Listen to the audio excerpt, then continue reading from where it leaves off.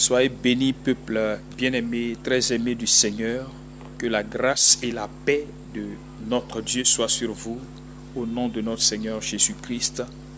Et en cette période de crise sanitaire, je voudrais donc encourager chacun de nous à porter les regards vers le Seigneur, qui est capable de nous guérir, qui est capable de nous délivrer, qui est capable de protéger nos maisons, nos familles, notre nation, l'Église en Côte d'Ivoire.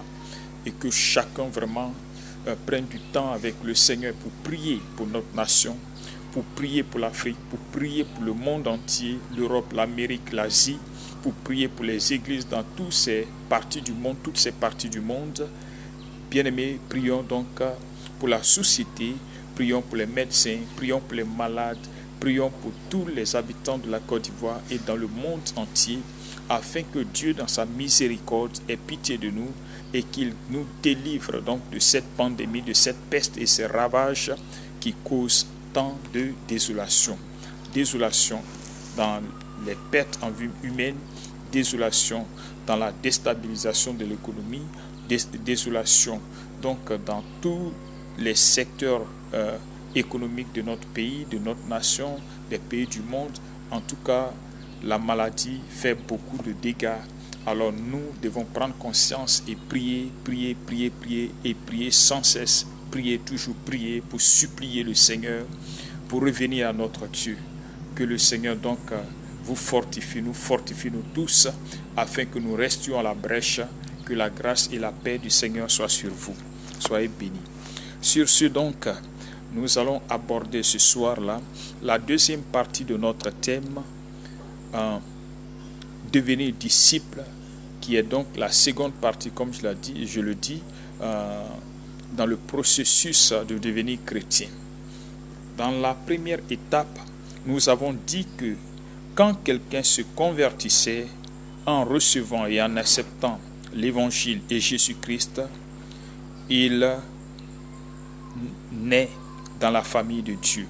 Cette nouvelle naissance n'est pas l'œuvre de la chair et du sang, ni de la volonté de l'homme, mais plutôt selon la volonté de Dieu. Jean chapitre 1, versets 12 à 13. À tous ceux qui l'ont reçu donc, elle a donné le pouvoir de devenir enfants de Dieu, non selon la volonté de la chair et du sang, ni selon la volonté de l'homme, mais selon la volonté de Dieu. Tout comme dans le processus normal de la vie humaine, quand est né un être humain, il naît bébé et non jeune ou adulte. Comme l'insinuait Nicodème dans Jean chapitre 3 verset 4.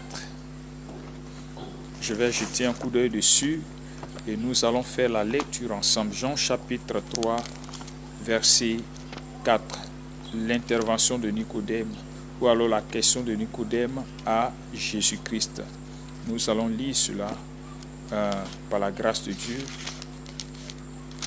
Jean chapitre 3, verset 4, il dit ceci. Nicodème lui dit, comment un homme peut-il naître quand il est vieux? Peut-il rentrer dans le sein de sa mère et naître? En fait, il ne s'agit pas de rentrer dans le sein de sa mère et naître. Il s'agit donc de naître sur le plan spirituel en recevant l'évangile, la parole du Seigneur Jésus, en recevant la bonne nouvelle du royaume, ensuite en recevant le Seigneur Jésus lui-même comme ton Seigneur et ton Sauveur personnel. Donc recevant la parole de Dieu, recevant Jésus-Christ, nous naissons de nouveau, c'est-à-dire de façon spirituelle dans la maison de Dieu. Désormais, nous faisons partie du royaume de Dieu, nous faisons partie de la famille de Dieu, nous faisons partie de ceux qui sont appelés les croyants, les élus du Seigneur. Et là, à ce stade-là, lorsque nous entrons ainsi dans cette famille, nous sommes des bébés spirituels, nous sommes des nouveau-nés et nous avons besoin d'une nourriture particulière que la Bible appelle le lait spirituel, le lait, selon la parole de Dieu dans 1 Corinthiens chapitre 3, selon Paul. Gloire à Dieu. Donc, les bébés ne peuvent pas recevoir de la nourriture solide parce qu'ils ne peuvent pas la supporter. Ils ne peuvent pas la supporter Et si on devait donner de la nourriture solide à des bébés qui venaient de naître, à des bébés de 0 à 6 mois, de 0 à 1 an, ça va être très compliqué pour eux sur le plan de la santé. Et je pense qu'on ne va pas favoriser leur croissance normale. On va perturber leur croissance au risque même de dire qu'on va les perdre, ce qui peut entraîner donc leur mort. Alors, les bébés dans leur particularité. Un bébé est toujours dépendant. Il est dépendant, il ne peut rien faire de lui-même. Donc on a besoin de prendre soin de lui, on a besoin de s'occuper de lui, on a besoin de le nourrir, on a besoin de le laver, on a besoin de l'habiller.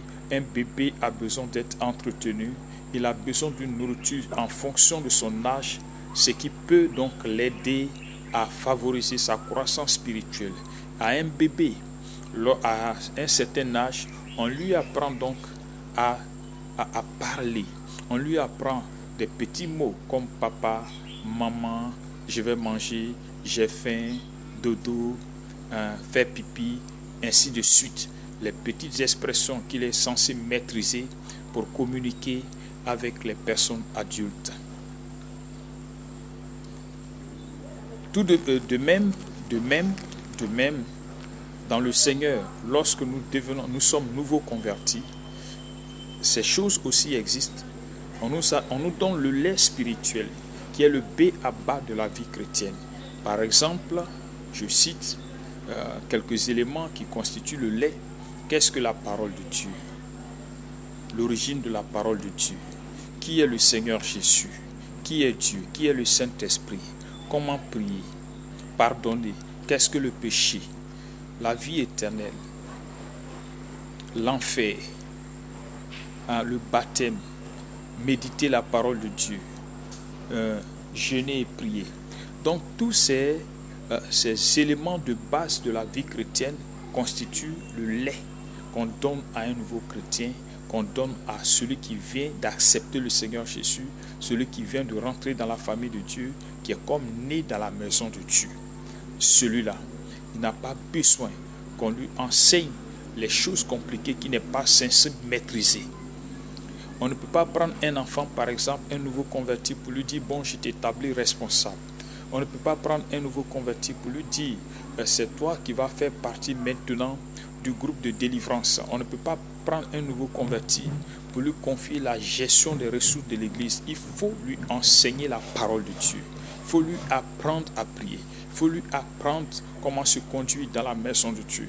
Il faut lui apprendre la crainte de Dieu. Il faut lui apprendre à être fidèle. Les éléments très importants, les éléments de base de la vie chrétienne, afin que, progressant donc, ils apprennent donc toutes ces choses pour évoluer avec le Seigneur. Que le Seigneur soit béni. Donc aujourd'hui, dans la seconde étape que nous abordons, devenir disciple dans le processus donc de devenir chrétien. Alors qu'est-ce qu'un disciple? Un disciple est un apprenant. Un apprenant, c'est comme un élève, c'est comme un apprenti qui est à côté de quelqu'un qui lui enseigne des choses, qui lui montre comment faire telle chose. Par exemple, je prends un exemple banal. Un élève à l'école, il est enseigné. On l'instruit pour plus tard. Quelqu'un qui veut apprendre le métier de menuisier, il est un apprenti, il est un apprenant, il apprend comment découper le bois, il apprend comment le lisser, c'est-à-dire le raboter, comment faire un meuble, il apprend cela. Et au début, il va commettre des erreurs, il va faire, mais avec la patience, on lui apprend, on le corrige et on lui montre comment bien travailler. Au fur et à mesure qu'il va s'améliorer, et on va découvrir qu'un jour, il saura faire de lui-même un tabouret, il saura faire de lui-même un meuble, il saura faire de lui-même certains travaux de menuiserie. Donc c'est un apprenant qui plus tard deviendra responsable, qui pourra avoir lui-même son atelier. De même dans la maison de Dieu, il y a aussi cette période de discipulat. Après l'étape de l'enfance, donc on avance à une prochaine étape, l'étape du discipulat. C'est la seconde étape dans le processus de la vie chrétienne pour devenir un chrétien. Donc le disciple chrétien, c'est celui qui apprend comment servir le Seigneur. Comment servir le Seigneur. Donc c'est quelqu'un qu'on prépare pour assumer des responsabilités plus tard. Pour faire certaines choses, quand il va acquérir la maturité, la capacité de discerner, il pourra assumer donc des responsabilités. Donc le discipulat est une étape de formation. Le discipulat est une étape d'éducation. Le discipulat est une étape d'instruction, de préparation pour que le nouveau converti qui est passé de l'étape de l'enfant, qui arrive au niveau du discipulat, puisse aller encore à une autre étape de la maturité spirituelle que j'appelle devenir chrétien ou l'étape du chrétien. Dans Marc chapitre 4, le verset 34. Marc chapitre 4, le verset 34. Marc chapitre 4, le verset 34. Je lis. Marc chapitre 4, le verset 34.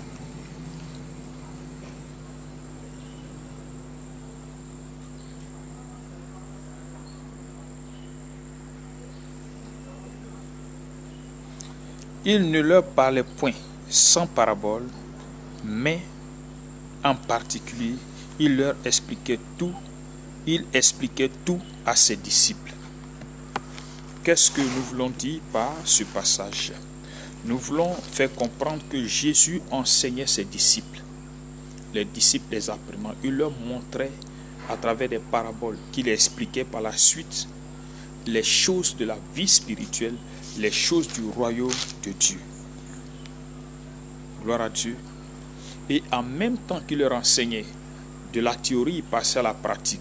On va regarder l'aspect pratique dans le discipulat. Après leur avoir enseigné, il allait les mettre à l'œuvre pour savoir comment ils arrivaient donc à exécuter ce qu'ils avaient appris. Matthieu 17. Dans Matthieu 17, Jésus était sur la montagne avec Pierre, Jean et Jacques. Et les autres étaient au bas de la montagne, étaient dans la ville, donc ils attendaient que Jésus descende. Et il y a un monsieur qui avait son enfant très malade, qui avait demandé donc aux disciples qui sont restés dans la ville de prier pour son fils malade qui était lunatique. Et les disciples qui sont restés en ville n'ont pu le guérir, n'ont pu résoudre la situation du malade. Donc Jésus va descendre, le parent de l'enfant va expliquer donc la situation et Jésus va vraiment leur dire dans Matthieu chapitre 17, je dis bien, Jésus va leur dire: jusqu'à quand serai-je avec vous? Jusqu'à quand serai-je avec vous? Jusqu'à quand vous supporterai-je? Jésus était en train d'évoquer ici leur capacité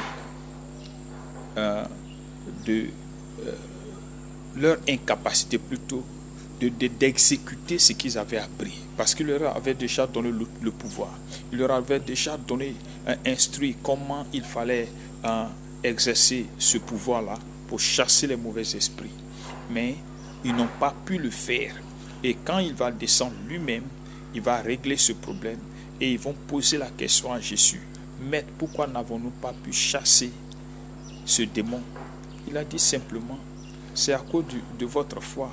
Si vous avez une foi ferme comme la graine de sénévé, vous direz à cette montagne: jette-toi d'ici à la mer, et la montagne se jetterait à la mer. Et quand il a guéri l'enfant est parti en famille.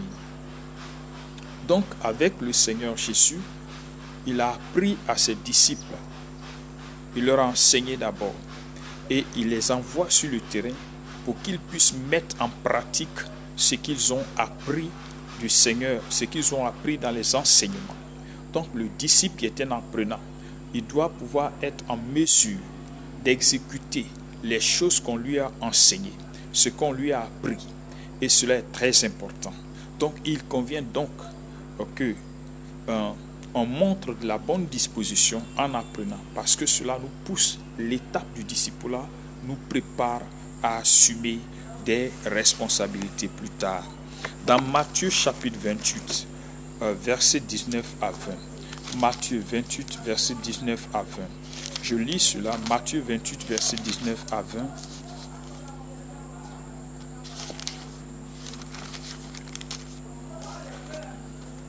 Matthieu chapitre 28, versets 19 à 20.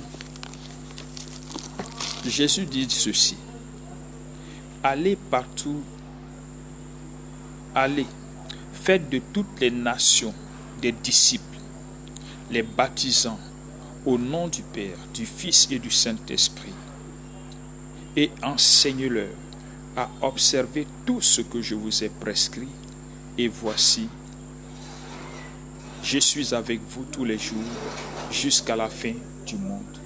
Je suis avec vous tous les jours jusqu'à la fin du monde. Il dit, allez, faites de toutes les nations des disciples, des personnes qui vont accepter le Seigneur et des personnes à qui on va enseigner la parole de Dieu pour les préparer eux aussi à faire aussi d'autres disciples qui vont assumer des responsabilités. Dans cette seconde étape, devenir disciple est comme la période de la jeunesse normale. C'est une période au cours de laquelle un jeune homme ou une jeune fille apprend et cherche à faire des expériences de la vie. Il veut découvrir par lui-même certaines choses. Il a donc besoin à ce stade-là d'un bon encadrement, d'une bonne orientation afin de prendre de bonnes initiatives. Car c'est la période où on apprend à devenir responsable. Donc, en tant que disciple, il faut que le disciple soit bien encadré parce que demain, c'est lui qui va assumer les responsabilités au niveau de l'Église, les responsabilités, il va prendre des initiatives. Donc s'il n'est pas bien encadré, s'il n'est pas bien suivi, s'il n'est pas bien coaché, il ne pourra pas être un bon responsable. Que le Seigneur soit béni. Je lis dans 2 Timothée chapitre 2 verset 2, 2 Timothée chapitre 2 verset 2, qui est un passage très important de ce processus-là, de cette seconde étape, devenir disciple du Seigneur. 2 Timothée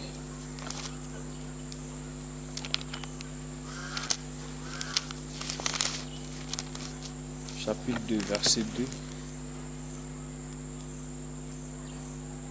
Et ce que tu as entendu de moi, en présence de beaucoup de témoins, confie-le à des hommes fidèles qui soient capables de l'enseigner aussi à d'autres. Ce que tu as appris de moi, ce que tu as reçu de moi, confie-le à des hommes qui soient fidèles, capables, eux aussi, de l'enseigner à d'autres personnes. En fait, c'est le but du discipulat. Préparer les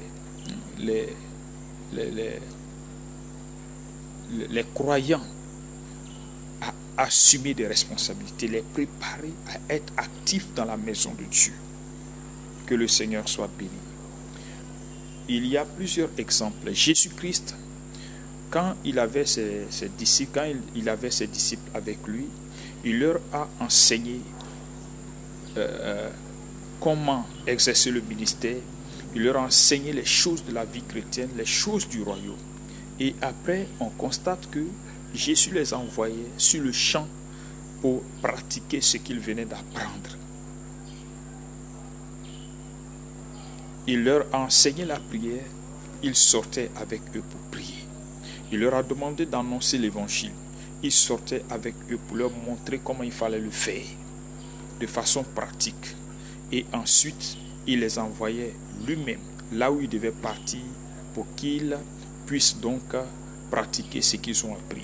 Jésus a envoyé 70 disciples après, dans des villes où ils devaient aller, dans des villes et villages où ils devaient aller. Et après leur mission, ils sont revenus faire le compte rendu. Ils ont dit que nous sommes partis, Satan même nous étaient, les démons nous étaient soumis. Ils ont fait le rapport, ils ont vu comment, quand ils sont partis, le succès qu'ils ont eu. Ils étaient très contents. Et Jésus leur a dit, ne vous réjouissez pas du fait que les démons vous sont soumis, mais réjouissez-vous du fait que vos noms sont inscrits dans le livre de vie. Le plus important, la chose importante qu'ils devaient comprendre, s'ils ont cette autorité sur les démons, c'est parce que leurs noms sont inscrits dans le livre de vie. C'est parce qu'ils sont sauvés. C'est parce qu'ils appartiennent au royaume de Dieu qu'ils ont le pouvoir, la capacité de chasser les démons. Donc, ils devaient comprendre ça dans leur apprentissage. Et demain, ils n'allaient pas devenir orgueilleux. Que le Seigneur soit béni. Attention donc, être disciple ne dit pas que tu es chrétien. Être disciple ne dit pas forcément que tu es chrétien. C'est une étape dans le processus pour devenir chrétien. C'est une étape dans le processus pour devenir chrétien. Je prends un exemple important dans Luc 22. On va regarder l'exemple de Pierre. Luc 22. Luc 22.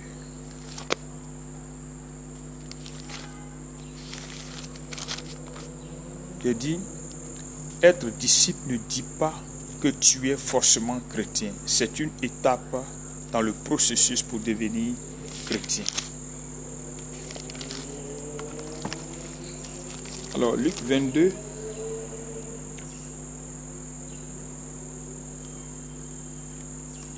versets 31 à 32. Le Seigneur dit, Simon, Simon, Satan vous a réclamé pour vous cribler comme le froment. Mais j'ai prié pour toi, afin que ta foi ne défaille point. Et toi, quand tu seras revenu, affermis tes frères.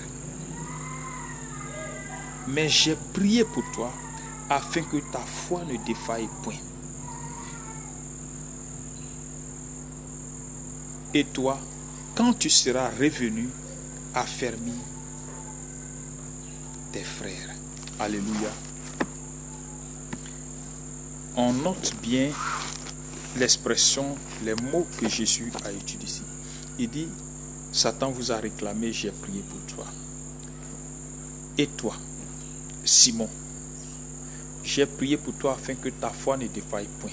Et toi, quand tu seras revenu, la question que je me pose donc, Simon, où était donc Simon? Quand Jésus dit, quand tu seras revenu, alors que Simon était avec lui tout le temps. C'est ce même Simon qui venait de faire une révélation quand Jésus a demandé, que dites-vous que je suis? Il a dit que tu es le Messie. Tu es le Christ, tu es le Messie. Et Jésus lui a dit, ce que tu as dit là, ce n'est pas la chair et le sang qui te l'ont révélé, c'est mon Père qui est là-haut dans les cieux, c'est lui qui t'a révélé ces choses. Donc Jésus loue Pierre pour la révélation qu'il venait de donner. En tant que disciple, ça veut dire quoi? Il y a des choses qu'on peut faire, mais cela ne démontre pas que nous sommes forcément chrétiens. Être disciple, c'est une seconde étape pour arriver au stade de chrétien. On va arriver à la dernière étape, être chrétien ou devenir chrétien, et nous allons expliquer cela pour mieux comprendre ce que je suis en train de dire. Alors donc Jésus dit, j'ai prié pour toi. Et toi, quand tu seras revenu, tu puisses fortifier tes frères quand tu seras revenu. Il y a un problème à ce niveau-là. Lequel problème donc? Pierre, que, comme je le disais tout à l'heure, qui venait de faire une révélation, Jésus dit, Pierre, quand tu seras revenu. Il marchait avec Jésus, mais en réalité, il était en train d'apprendre, c'est vrai. Il apprenait à connaître les choses du royaume. Il apprenait comment servir le Seigneur. Il apprenait comment exercer sa foi. Il priait avec le Seigneur. Mais le Seigneur Jésus voyait en Pierre que son cœur était encore éloigné de lui, que son cœur n'était pas entièrement engagé avec le Seigneur. Son cœur n'était pas encore rattaché au Seigneur lui-même. Pierre lui-même, il était là, c'est vrai. Il était présent aux côtés du Seigneur Jésus. Mais au fond de lui-même, Pierre n'était pas vraiment attaché véritablement au Seigneur. Pierre avait un problème d'intimité avec le Seigneur. Pierre avait un problème de communion profonde avec le Seigneur. C'était là le problème de Pierre. Donc Pierre n'était pas encore, il était certes converti, mais il n'était pas encore chrétien. Plusieurs personnes sont restées ou restent encore au stade de disciples. On a souvent lié le discipulat à la fonction ministérielle. Non, le discipulat n'est pas seulement lié à la fonction ministérielle. On est disciple pour devenir pasteur, pour devenir... Non. Ce serait une erreur de limiter le discipulat à ce niveau. Dans le processus de devenir chrétien est une étape de la maturité. Une étape de la maturité. Nous le verrons dans la prochaine et dernière étape. On peut être disciple sans être chrétien. On peut être disciple sans être chrétien. Et c'est vrai, il est converti. Il a laissé ce qu'il faisait, puis il a attaché au Seigneur. Il est passé du stade du bébé spirituel au disciple. Mais Pierre n'était pas encore chrétien. Je disais dans mon explication que devenir chrétien est un stade de la maturité. Quand on dit quelqu'un est chrétien, ça veut dire quelqu'un qui a de la maturité. Paul disait, devenez des hommes faits.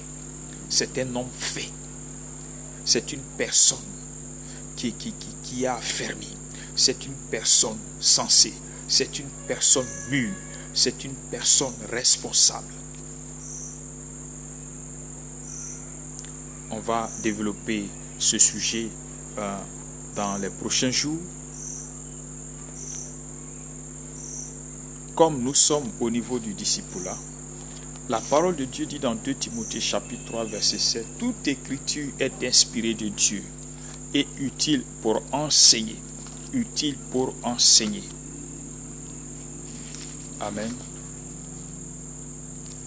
Toute écriture est inspirée de Dieu et utile pour enseigner, pour convaincre, pour corriger, pour instruire dans la justice, afin que l'homme de Dieu soit accompli et préparé à toute œuvre bonne. La période du discipulat, c'est une préparation à l'accomplissement du croyant en vue de l'accomplissement de l'œuvre de Dieu. La période du discipulat est une préparation à l'accomplissement du croyant en vue de l'accomplissement de l'œuvre de Dieu. Bien-aimé, il dit toute écriture inspirée de Dieu est utile pour enseigner, pour convaincre, pour corriger, pour instruire dans la justice, afin que l'homme de Dieu, c'est-à-dire le croyant, soit accompli et préparé à toute œuvre bonne, préparé à assumer des responsabilités, préparé à faire ce qui est convenable, préparé à faire ce qui honore le Seigneur, préparer à faire les choses selon la volonté de Dieu. Si vous ne passez pas par ce stade-là, vous ne pouvez pas être un vrai chrétien. Vous ne pouvez pas être chrétien. Il faut passer par le stade de l'apprentissage. Comme je le disais, c'est un peu comme l'étape de la jeunesse normale dans la vie humaine. C'est un stade où le jeune, dans son âge de jeune là, cherche à faire des expériences. Il veut découvrir par lui-même des choses. Il veut faire des expériences. Et comme je l'ai dit, à ce stade, on a besoin de bons conseillers, de bons encadrements pour être de très bons responsables demain. Des hommes mûrs, des hommes d'expérience, des hommes qui ont une sobriété, des hommes qui sont équilibrés et qui pourront bien gérer les choses, qui pourront bien assumer leurs responsabilités. C'est la même chose de l'étape de l'enfance. On passe à l'étape du discipulat. Le discipulat nous prépare à mener une vie de responsable, une vie chrétienne responsable, une vie chrétienne digne de ce nom-là, une vie chrétienne à l'image de celle du Christ. Paul dit, soyez les imitateurs de Dieu. Il dit encore, soyez mes imitateurs, comme je le suis moi-même de Christ. Et, bien-aimés, que la grâce et la paix du Seigneur soient sur vous. Je résume donc. Dans le processus de devenir chrétien, il y a 3 étapes. Nous avons déjà vu la première et la deuxième étape. La première étape consiste à devenir enfant de Dieu en recevant la parole de Dieu, en recevant le Seigneur Jésus-Christ. Et quand nous recevons la parole de Dieu, quand nous recevons le Seigneur Jésus, nous devenons enfants de Dieu selon la volonté de Dieu. Et à ce stade-là, nous dépendons donc des aînés dans la foi qui sont chargés de prendre soin de nous, qui sont chargés de nous enseigner les rudiments de la vie chrétienne. De ce stade-là, nous passons à la seconde étape qui est l'étape du disciple, devenir disciple. Cette autre étape, nous apprenons à travers cette étape-là à servir, à devenir responsable, à assumer des responsabilités dans la maison de Dieu, à acquérir de la connaissance. On a fermé à ce stade-là notre foi, notre vie chrétienne, pour que nous puissions être des chrétiens véritables, des chrétiens dignes de ce nom, des chrétiens capables de vivre comme le Seigneur le veut, de marcher par l'Esprit. Et donc, ce sont ces 2 étapes-là, on ne peut pas les sauter. On ne peut pas abandonner une autre pour tomber sur une autre étape. Non, on ne peut pas abandonner l'une pour tomber sur l'autre étape. Il faut les respecter. C'est un processus qui doit commencer quelque part, qui se poursuit et qui finit quelque part d'autre. Alors que le Seigneur vous bénisse. Si vous avez des questions, vous pouvez nous écrire. Vous pouvez aussi nous appeler, nous écrire à Mission CFEC, mission.cfec en minuscule, CFEC c'est CEFEC, @gmail.com. Vous pouvez nous écrire sur WhatsApp au 77 225 77 29 11 32, 225 77 29 11 32. Vous pouvez nous appeler au 225 44 06 95 27, 225 44 06 95 25, 225 44 06 95 27 et le 225 42 90 01 58. Ce sont des lignes directes. Vous pouvez nous joindre et nous pourrons échanger avec vous. Aussi, vous pouvez nous contacter sur Facebook, sur Messenger. Vous tapez juste le groupe Mission du CFEC, Mission du CFEC en majuscule. Vous allez sur le groupe la page du groupe et vous verrez aussi que nous y sommes. Vous pouvez nous écrire. Quand vous verrez le message, vous allez également sur la page mission du CFEC, ou bien mission CFEC TV, vous verrez aussi, vous pouvez là-bas nous écrire, ou alors sur Messenger, vous tapez Sir Désiré Brito, et vous serez en contact avec moi pour poster vos préoccupations, vos sujets et aussi vos suggestions pour que nous puissions améliorer ce que nous sommes en train de faire. Que la grâce et la paix du Seigneur soient sur vous. Et nous allons prier donc pour dire merci à notre Dieu. Père, nous te sommes reconnaissants ce soir pour cette parole que nous venons de partager, cet enseignement sur le processus pour devenir chrétien. La première étape qui consiste à devenir enfant de Dieu. La seconde étape qui consiste à devenir un disciple du Seigneur. Père, nous voulons au Seigneur Dieu à travers cette étape être de bons apprenants, de bons disciples, de bons pour être plus tard de très bons responsables. Je prie donc que ta main soit sur tous les bien-aimés qui ont besoin de ton aide, qui se rendent disponibles pour apprendre, que ta grâce au Seigneur Dieu soit sur eux. Merci de les aider à avancer. Merci de les fortifier, de les affermir, de les rendre inébranlables pour ta seule gloire. Béni sois-tu, roi des nations. Béni sois-tu, Dieu puissant, Dieu de grâce et de gloire, au nom de Jésus. Que le Seigneur vous bénisse et que la grâce du Seigneur soit sur vous, au nom de Jésus. Et dès la semaine prochaine, donc, nous allons vous communiquer un programme en ligne. Il y aura un moment où nous allons avoir un programme spécial de prière en ligne.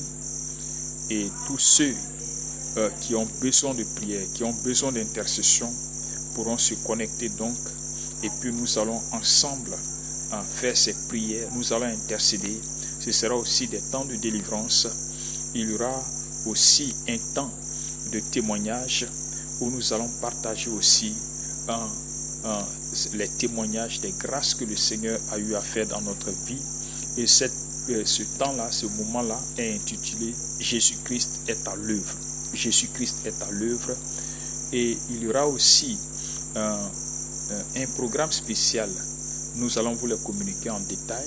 Il y aura un programme spécial intitulé « L'école de la vie » où nous parlerons spécialement du mariage et de la gestion du foyer. Ensuite, l'éducation des enfants. Donc, ce sont des programmes spéciaux pour aider les gens, aider les gens à rentrer dans le mariage, aider des gens qui ont des problèmes de foyer, prier aussi pour les couples, prier pour les foyers, prier pour ceux qui aspirent au mariage. Il y aura également des temps d'enseignement comme nous le faisons déjà, et ce sont des choses que nous allons faire ensemble avec la grâce de Dieu. Donc nous vous exhortons donc à vous abonner. Nous vous exhortons donc à partager ces moments et à prier pour nous, intercéder dans le secret pour nous. La mission du Centre d'évangélisation, de formation et d'encadrement de chrétiens, la mission du CFEC, dirigée donc ici à Niamey par votre serviteur. La mission du CFEC est basée en Côte d'Ivoire, en Abidjan, dans le district d'Abidjan, particulièrement ou alors précisément à Niamey. Que le Seigneur vous bénisse. Nous sommes donc à votre disposition. Vous pouvez nous appeler sans aucune condition. Vous nous appelez si nous pouvons nous déplacer pour aller vers vous. Nous prendrons rendez-vous avec vous et nous irons vers vous pour vous aider. Si vous pouvez aussi vous déplacer, nous sommes disposés à vous recevoir. Que la grâce et la paix du Seigneur soient sur vous. Soyez bénis donc au nom de Jésus. Amen.